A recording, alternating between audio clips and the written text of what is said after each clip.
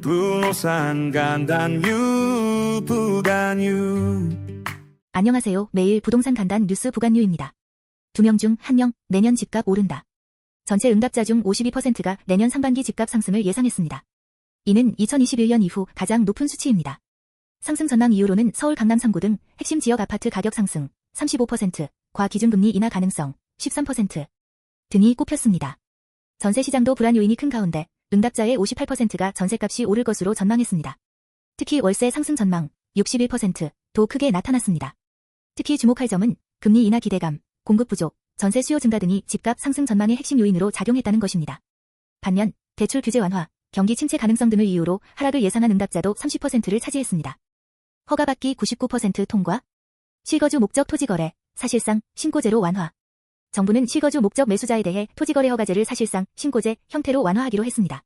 실수요자에 대한 사전 심사를 최소화하고 실거주 요건이 명확하면 심사 없이 통과되는 방식입니다. 서울 전역과 경기 주요 12개 지역이 허가구역으로 지정되어 있지만 통과율이 무려 99%에 달해 제도 실효성에 의문이 제기되고 있습니다. 국토부는 불법 차단과 동시에 불편 최소화라는 방침 아래 허가 심사 기준과 절차를 간소화하고 실거주 목적이 명확한 경우에는 재량 여지 없이 허가를 내주도록 지침을 완화하고 있습니다. 특히 주목할 점은 토지거래 허가제의 실질적 효력이 약해지고 있다는 평가입니다. 전문가들 사이에서는 현재의 제도 운영은 규제보다는 형식적인 행정 절차에 가깝다는 지적도 나왔습니다. 신탁으로 판 집, 세금 안 낸다. 대법, 매각 대금, 취득세 대상 아냐. 유언대용 신탁을 통한 부동산 매각 시 수익권 이전은 취득세 과세 대상이 아니라는 첫 대법원 판결이 나왔습니다. 이번 판결로 인해 신탁 구조를 활용한 부동산 매매에서 취득세 부담이 줄어들 수 있다는 기대가 커지고 있습니다. 대법원은 실질적으로 부동산 소유권이 이전된 것이 아니다라는 점을 들어 취득세 부과 대상이 아니라는 입장을 밝혔습니다. 이번 판결의 핵심은 신탁을 통한 부동산 매각 수익이 재산의 이전이 아니라 신탁 수익권 실현이라는 점입니다. 수익자는 기존 위탁자의 사망 등으로 수익을 얻는 구조였으며 이 경우 지방세법상 취득세를 부과할 근거가 부족하다고 판단한 것입니다. 특히 신탁을 통한 부동산 자산 관리가 활성화되면서 이번 판결은 향후 부동산 상속, 증여 등 세금 전략에 큰 영향을 줄 수 있다는 점에서 전문가들의 관심이 높습니다. 아파트 거래가 사라졌다. 서울 대단지 매물 절반 이하로 급감. 서울 아파트 전체 매물은 전월 대비 12% 감소했고 특히 노원구 등 대단지에서는 보름 사이 매물수가 절반 이하로 줄었습니다. 노원구 중계동, 주공 7단지는 62건 26건으로 마이너스 58.1% 감소. 마포구, 동대문구, 서대문구, 성북구 등 주요 지역도 매물 30에서 40% 이상 급감. 집값 반등 기대감, 전세, 월세 전원 수요 증가, 고가거래 여파 등이 겹치며 매물이 급감한 것으로 보입니다. 전세자금 대출 규제 강화, 보유세 부담, 공공매입 추진 등 정부 정책도 매물 잠김에 영향을 준 것으로 분석됩니다. 특히 주목할 점은 대단지 아파트 매물이 급감하면서 시장 유동성이 크게 위축되고 있다는 점입니다.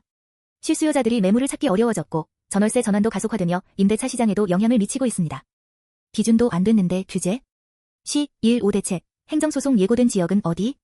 정부는 시1.5 부동산 대책을 통해 서울과 경기 12개 지역을 규제지역, 조정대상 지역 및 투기과열지구로 지정했습니다. 그러나 일부 지역, 도봉, 강북, 은평 등 10곳은 실제 지정 기준을 충족하지 못한 것으로 드러나 논란이 커지고 있습니다. 정부는 6에서 8월의 집값 상승률을 기준으로 삼았지만 야당, 개혁신당은 7에서 9월 기준을 적용해야 한다며 행정소송도 불사하겠다는 입장을 밝혔습니다. 서울 은평구, 중랑구, 금천구 등은 7에서 9월 통계 기준으로 보면 집값 상승률이 지정 요건, 서울 평균 0.21%의 1.5배 이상을 충족하지 않음에도 불구하고 규제지역으로 묶였다는 지적입니다.